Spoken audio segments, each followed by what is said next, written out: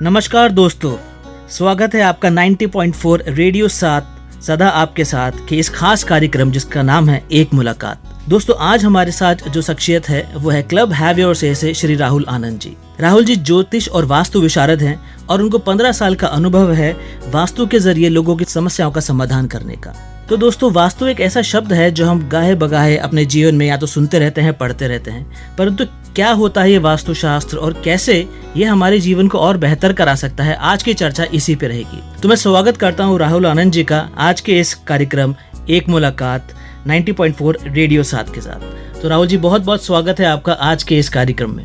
नमस्कार विजय जी, यहाँ बुलाने के लिए और इस कार्यक्रम में साथ देने के लिए थैंक यू।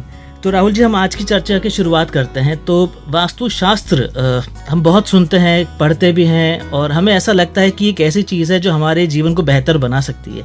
तो सबसे पहले तो मैं आपसे श्रोताओं के लिए ये जानना चाहूँगा कि वास्तुशास्त्र होता क्या है और उसको शास्त्र क्यों कहा गया है। देखिए, अलग अलग भारत में विद्याएं हैं। उस समय इनको शास्त्र बोला जाता था। जैसे गणित एक शास्त्र कहा जाता था, वास्तु एक शास्त्र कहा जाता था, योगासन भी एक शास्त्र में ही आता था। तो एक शास्त्र बोलने का एक परिपाटी है कि ये वास्तु शास्त्र है, ये ज्योतिष शास्त्र है। तो ये एक, इसमें कोई मतलब नहीं है कि शास्त्र क्यों कहा जा रहा है, क्योंकि वहाँ उस समय में इसको ऐसे ही बोला जाता था, ऐसे ही संबोधन किया जाता था। इससे कोई इसका कोई संबंध नहीं है। तो जैसे हम देखते हैं कि वेस्टर्न कंट्रीज में आर्किटेक्चर एक साइंस है, जो घर किस तरह से बनना चाहिए, क्या रूपरेखा होनी चाहिए। तो क्या वास्तु शास्त्र जो है ये एक भारतीय वर्जन है उस आर्किटेक्चरल साइंस का, या ये कुछ और है? भारतीय वर्जन इसको नहीं कहेंगे, क्योंकि जो हमारा आर्किटेक्चर होता है, जिस देश या जिस कंट्री में हम काम कर रहे हैं ना, उसके क्लाइमेट के अकॉर्डिंग वास्तुशास्त्र को डेवलप किया गया है या बनाया गया है उस सुख सुविधाओं के लिए। यदि हम वेस्ट में जाएंगे तो वहाँ पर ज़्यादातर समय विंटर सीजन ही चलती है, और यदि इंडिया हम आते हैं तो यहाँ पर जनरली 3 सीजन होती हैं, गर्मी, बरसात और ये इस प्रकार से। तो वहाँ का जो आर्किटेक्चर प्लानिंग है वो वहाँ के अकॉर्डिंग किया हुआ है कि कहाँ से खिड़की होनी चाहिए, कहाँ दरवाजे होने चाहिए, कहाँ सनलाइट ज़्यादा आएगा, कहाँ से कम आनी चाहिए। वही इंडिया में जब हम आते हैं तो इंडिया में भी वो अलग अलग हमारे रीजन में बटे हुए हैं। तो बेसिकली ये हमारा अग्नि, पृथ्वी, वायु, जल और आकाश, जिसमें हमारा पूरा बटा हुआ है, इसको एक बैलेंस करने का और सही ढंग से उपयोग करने का ही विज्ञान है। तो वेस्टर्न जो आर्किटेक्चर है वो वेस्टर्न के क्लाइमेट के अकॉर्डिंग, जलवायु के अकॉर्डिंग वहाँ पर उसको डेवलप किया गया है। उसको यदि हम भारत में लेकर के आएंगे तो वो अच्छा नहीं होगा। जैसे अभी के समय में आप देखिएगा कि सारे जगह आपको ग्लास, फ्रंट एलिवेशन में आपको ग्लास का लगाया हुआ आपको दिखेगा। तो एक राजस्थान जैसे प्रदेश में, जो कि एक हमारा गर्म इलाका है, यहाँ हमेशा हीट वेव्स और इस प्रकार चलते रहती है, वहाँ यदि हम ग्लास का पार्टीशन कर देंगे फ्रंट एलिवेशन में तो हवा सही ढंग से पास नहीं होगा, उसका मूवमेंट अच्छे ढंग से नहीं होगा, इसके कारण दिक्कत होगा। लेकिन चूंकि हमारा इन्फ्लुएंस वेस्ट की तरफ है, वेस्टर्न आर्किटेक्चर की तरफ है, सुंदर लगता है, देखने में अच्छा लगता है, तो हम उसको लेकर के आ रहे हैं। तो ये हमें समझ में आता है ये ठीक बात नहीं है। जैसे जैसे हम अपने चीज़ों को जानेंगे तो हम अपने ही फील्ड में अपने ही चीज़ों को जब ले करके आएंगे तो लोगों को अच्छा लगेगा। लेकिन चूंकि अभी हम लोग वेस्ट की तरफ देख रहे हैं, पूरा रुझान उसके तरफ है, तो हम लोग आर्किटेक्चर में भी उसको ले करके आए। राहुल जी, यहाँ पे एक सवाल ये बनता है कि जब हम वेस्टर्न आर्किटेक्चर की बात करते हैं तो उसका कोई लाइफ के एक्सपीरियंस से कोई कनेक्ट नहीं है। कोई ऐसा नहीं बोलता है कि भाई आपके साथ अगर ऐसा नहीं हो रहा है तो ये कोई आर्किटेक्चरल दोष है। परंतु जब हम वास्तु की बात करते हैं तो कई बार ऐसे सुनने में आता है, कई एक्सपर्ट्स ये बोलते हैं कि आपकी लाइफ में अगर कुछ चीज़ नहीं हो रही जो आप चाहते हैं तो इसके लिए शायद वास्तु दोष जिम्मेदार है। तो ऐसा क्यों? इंडियन वास्तुशास्त्र जो है ना, वो उसमें अलग अलग डायरेक्शन है। तो यदि हम उस डायरेक्शन के अकॉर्डिंग अपने आप को एस्टेब्लिश नहीं करेंगे, घर में वो काम हम नहीं करेंगे, तो हमारे रिजल्ट अलग आएंगे। जनरली लोगों को एक मिथ है कि जब भी औरतें खाना बनाए अपना तो उसका जो फेस हो वो ईस्ट की तरफ होने चाहिए। ऐसा कोई बात नहीं है।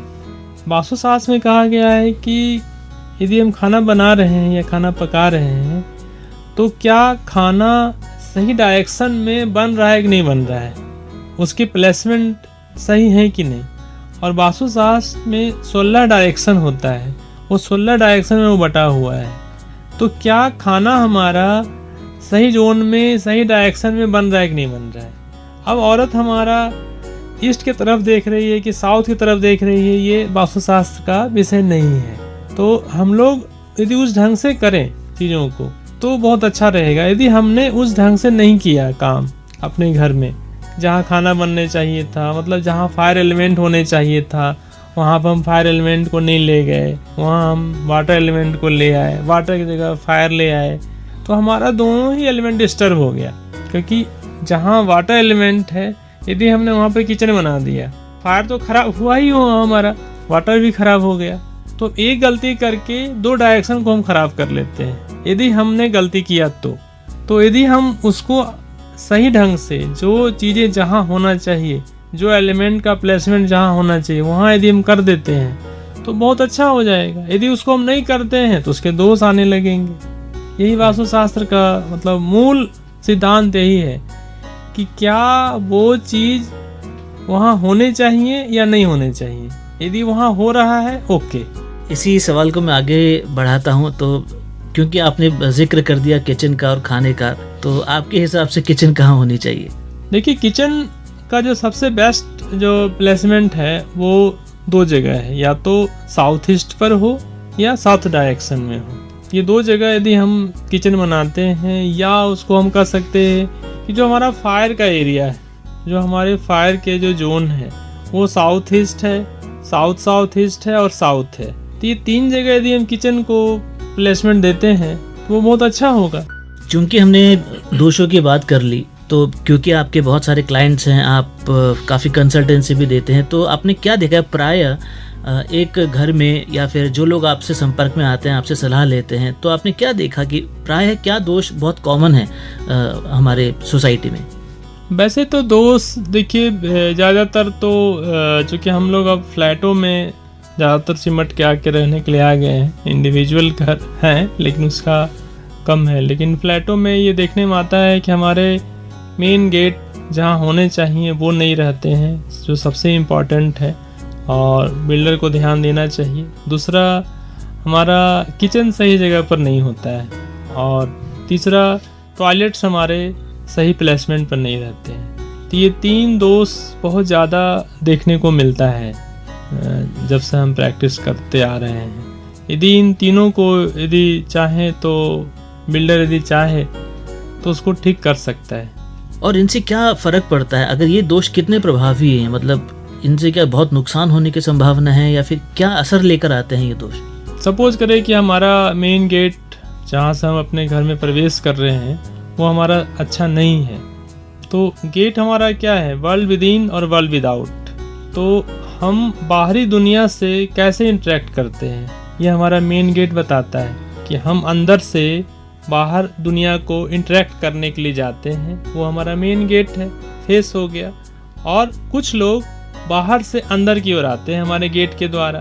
तो ये गेट दिखाता है कि आपका इंटरेक्शन कैसा होगा बाहरी जगत से, और बाहरी जगत के लोग कैसे कैसे आपके अंदर आएंगे। यदि आपने गेट गलत जगह पर इस्टेब्लिश कर दिया, बना दिया, तो हो सकता है कि आपका संबंध गलत लोगों के साथ हो जाए, या कुछ गलत लोगों की एंट्री आपके घर में हो जाए। हो सकता है कि आपका गेट गलत बना हुआ हो और आपका बेटा स्कूल में पढ़ता हो या कॉलेज में पढ़ता हो, उसके कुछ गलत फ्रेंड्स उसके जीवन में आ जाए, क्योंकि वो गेट जो आपने वहाँ पर निकाला है या बनाया है उसका जो प्रभाव है वो कहीं ना कहीं आपके अंदर आने लगेगा, गलत एंट्री हो जाएगा आपके अंदर।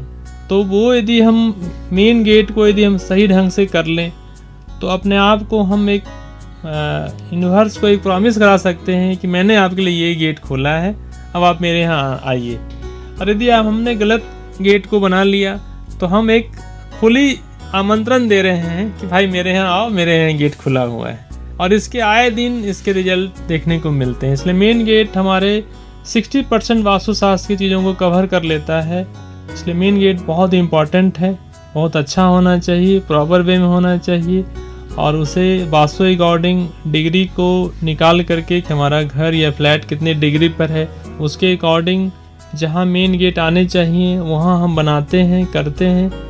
उसके बहुत शानदार रिजल्ट है, क्योंकि हम बाहर जगत, मेरा जन्म ही हुआ है, हम आपका सबका व्यक्ति का जन्म हुआ इंटरेक्शन करने के लिए, तो गेट से ही तो हम बाहर निकलते हैं। आप ऑफिस जाते हैं, हम अपने काम में जाते हैं, जो जो काम कर रहा है, तो मेन गेट से जब बाहर निकलता है तो कौन सी एनर्जी लेके जा रहा है, वो गेट, वो एनर्जी आपके साथ साथ इनविजुअल एनर्जी साथ साथ रहती है। तो आप यदि वो एनर्जी को लेकर के जाएंगे और आपको पता है नहीं कि मैंने क्या खोल लिया है, तो आपको वैसे ही लोग मिलेंगे और फिर वैसे ही जीवन में लोग आपसे टकराएंगे। उसके रिजल्ट अच्छे भी आएंगे, बुरे भी आएंगे। जैसा आपने किया वैसा आपको रिजल्ट आएगा। आपको लगेगा यार सब कुछ तो ठीक है हमारा, साउथ वेस्ट में मैंने बेडरूम बना लिया, नॉर्थ ईस्ट में पूजा घर कर लिया, साउथ ईस्ट में किचन कर लिया, फिर भी हमारे जीवन में ऐसी समस्याएं क्यों हैं, लोग गलत जीवन में क्यों आ जाते हैं। ये हमारा मेन गेट इसको प्रभावित करता है, क्योंकि आप इंटरेक्शन उसी से करते हैं। बहुत सूक्ष्म बात बोल दी आपने, और कभी हमने ऐसा सोचा नहीं कि इससे इतना प्रभाव पड़ेगा। तो क्या फिर दिशा होनी चाहिए मेन गेट की? ऐसा नहीं कह सकते कि जैसा लोगों को हम सुनते हैं कि अरे यार तुम्हारा घर तो ईस्ट फेसिंग है, बड़ा अच्छा है। ऐसा नहीं कह सकते कि ईस्ट फेसिंग वाले बहुत अच्छे होते हैं, साउथ वाले बहुत बुरे होते हैं या बहुत ख़राब होता है, ऐसा नहीं है। हमारे मेन चार जो हमारे डायरेक्शन है, ईस्ट वेस्ट नॉर्थ साउथ, तो इसमें हर डायरेक्शन में अच्छे अच्छे गेट हैं। वो हमें उस घर या फ्लैट के डिग्री के अकॉर्डिंग निकालना होता है, और सारे डायरेक्शन अच्छे हैं। हाँ, इसमें आप ये कह सकते हैं कि ईस्ट फेसिंग जो हमारा घर होता है वो सोशल एक्टिविटी के लिए बहुत अच्छा माना जाता है। साउथ वाले कंसल्टेंट के लिए बहुत अच्छा होता है। नॉर्थ वाले में ज़्यादा देखने को मिलता है कि वो एजुकेशन सिस्टम, पढ़ाई लिखाई इससे रिलेटेड होते हैं। वेस्ट वाले गेट वाले ज़्यादातर लोग व्यापार, बिजनेस इस करके कामों में लगे होते हैं।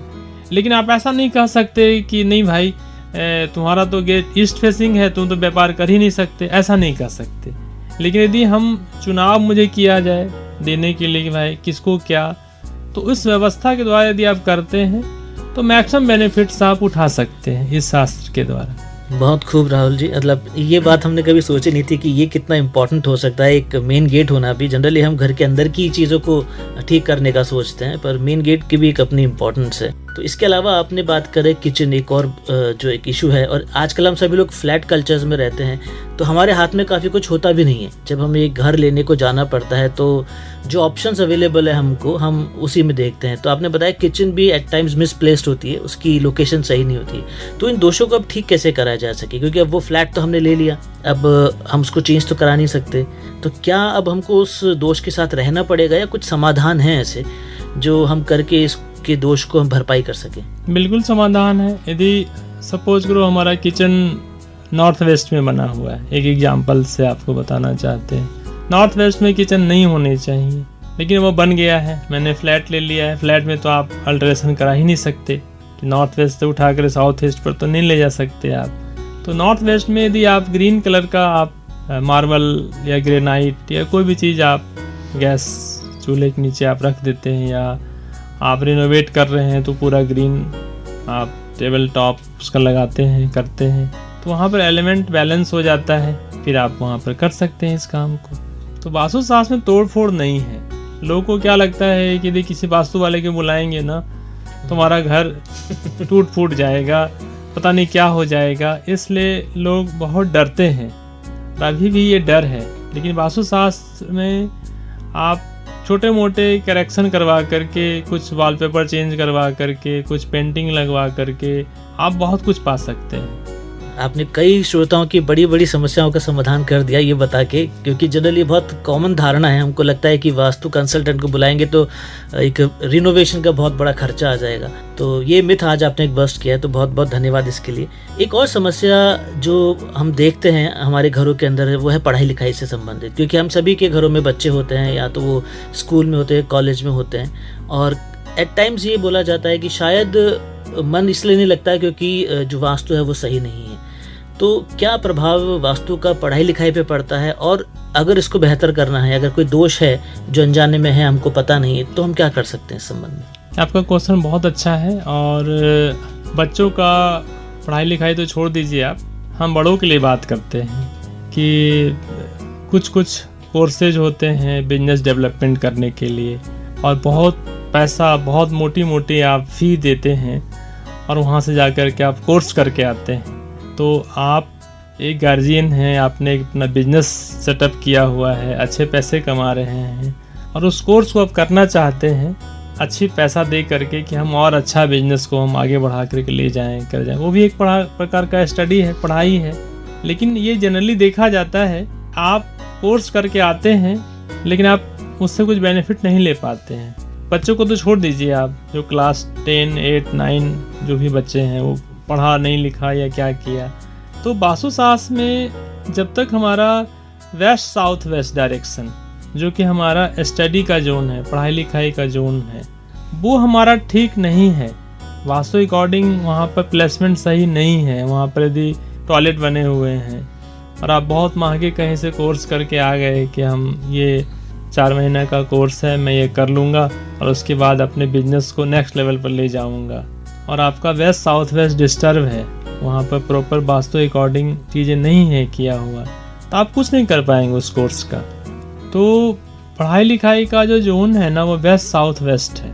यदि हम वेस्ट साउथ वेस्ट को जोन को ठीक कर देते हैं, इवन वहाँ पर कुछ बुक्स ला के रख देते हैं, वहाँ पर कुछ पेंसिल रख देते हैं, बच्चों का स्कूल बैग ला के रख देते हैं, किताबें रख देते हैं, उसी से बच्चा को पढ़ने में मज़ा आने लगेगा।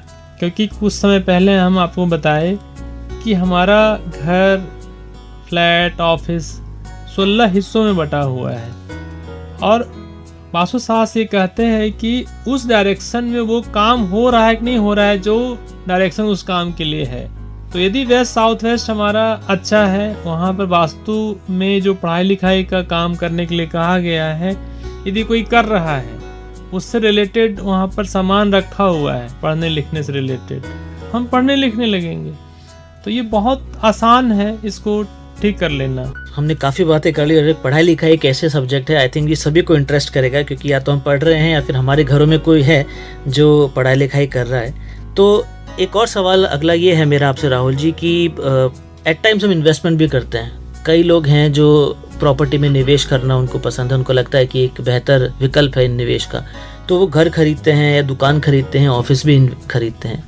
तो और ये ऐसे इन्वेस्टमेंट है जो बहुत हैवी इन्वेस्टमेंट है। आदमी कई बार अपने जीवन की एक बड़ी पूंजी इन निवेश में लगाता है।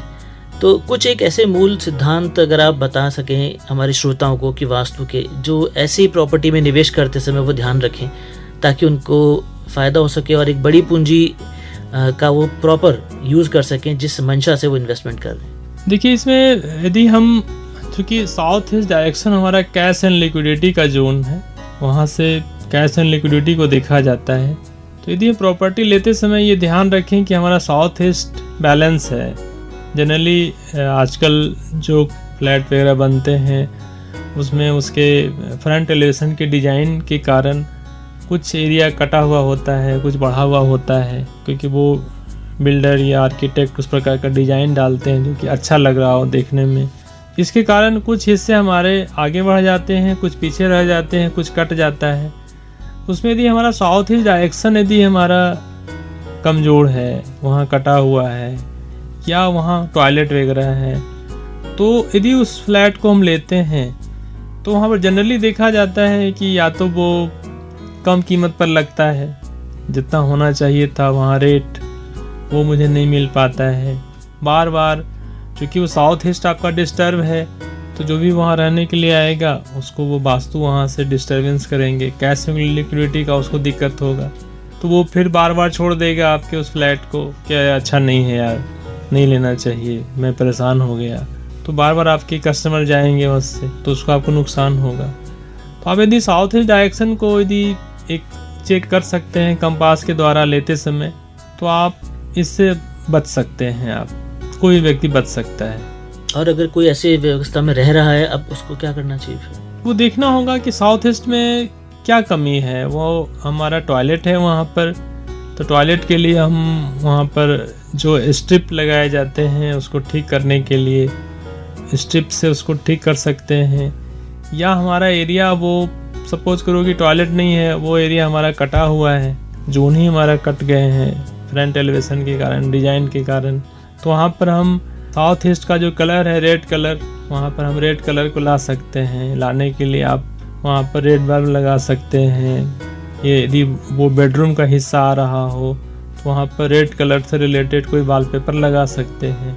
ये सब आप करके वहाँ पर फायर को, बेसिकली हमारा जो फायर एलिमेंट वीक है, उस फायर एलिमेंट को वहाँ पर आप इन्हांस कर सकते हैं कलर थेरेपी के द्वारा। ऐसे आप करके वहाँ पर आप चीज़ों को ठीक कर सकते हैं। अब अगला सवाल मेरा आपसे ये है, क्योंकि ये विद्या जो है वास्तुशास्त्र, मतलब आपसे बात करके भी इतना लगा है, ऐसा लग रहा है कि ये इट्स ह्यूज, मतलब बहुत कुछ है इसमें देखने को, पढ़ने को, जानने को।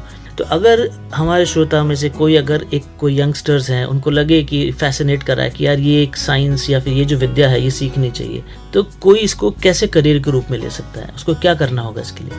देखिए, कैरियर के लिए तो जब तक कोई व्यक्ति अंदर से उसको इच्छा नहीं हो, मतलब ऐसा नहीं यार ये वास्तु कंसल्टेंट नहीं तो बहुत पैसा कमा रहा है, या बहुत समाज में इनकी बहुत इज्जत है, लोग आते हैं तो नमस्कार करते हैं, ये देख करके आपको कैरियर नहीं बनानी चाहिए। यदि आपका इंटरेस्ट है इस सब्जेक्ट में और वो इंटरेस्ट आपको अपने आप आ जाता है, तो आप कोई भी चीज़ों को यदि आप अपनी इच्छा से करते हैं, अपने स्वभाव से करते हैं, क्योंकि भगवान कृष्ण गीता में अर्जुन को कह रहे हैं, जब पूरे गीता में 18 अध्याय है, तो 18 अध्याय में गीता खत्म हो गया है, तो 18वें अध्याय में एक श्लोक है, भगवान कृष्ण कहते हैं, स्वभाव जेन कौन्तेय निबद्ध स्वयं कर्मणा कर्तुम नेच्छसि यत् मोहात् करिष्यस्य सोपितत्। इसका अर्थ है कि अर्जुन, तुम मेरे कहने से युद्ध नहीं करोगे और तुम्हारे चाहने से युद्ध नहीं होगा।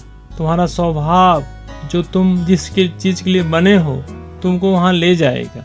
तो यदि कोई व्यक्ति अपने मूल स्वभाव के अकॉर्डिंग यदि काम करता है और उसको मज़ा आता है वास्तुशास्त्र पढ़ने में, उसको देखने में, करने में, और तब वो आए तो बहुत अच्छी बात है। लेकिन हम यदि ये देख करके आए कि यार बड़ा अच्छा है, फैसिनेटिंग है, बहुत पैसे मिलेंगे, लोग सम्मान करते हैं, आते लोग पैर छू के प्रणाम करते हैं, ऐसा नहीं करना चाहिए।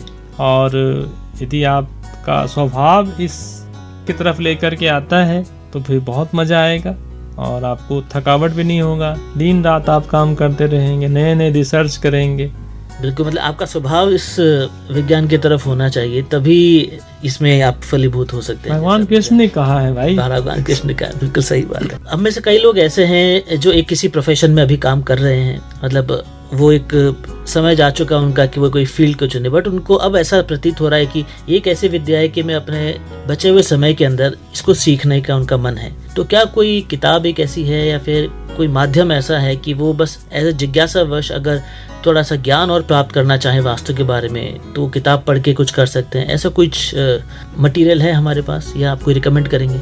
ऐसे तो बहुत सारी किताबें हैं, और अपराजित परीक्षा है, वास्तुशास्त्र संग्रह है, बहुत सारी हैं। लेकिन ये सब जो भी किताबें हैं वो उस ज़माने के अकॉर्डिंग लिखी हुई है, जब हमारा रहन सहन उस प्रकार का था। उसको हमें अभी के मॉडर्न टाइम के अकॉर्डिंग उसको कन्वर्ट करना पड़ेगा, क्योंकि उसको यदि आप पढ़ करके यदि आप कुछ करना चाहेंगे तो ऐसा नहीं होगा, क्योंकि वो उस ज़माने के अकॉर्डिंग वो लिखा गया था, जैसा कालखंड था। तो किताबें पढ़ के नहीं होगा, आपको कोई गुरु ढूंढने चाहिए जो बहुत लर्नेड हो, सच्चे हों, और वो आपको ये चीज़ें बताते हों, करते हों। हाँ, इसके बाद आपको किताबें हेल्पफुल होगी आपको, लेकिन पहले आपको कोई ऐसा व्यक्ति ढूंढना चाहिए जो कि इसी काम में हो और वो पुराने शास्त्रों के द्वारा वो पढ़ाई करवा रहा हो, तो आप कर सकते हैं इसको। अब तो एक गुरु तो हमारे सामने है।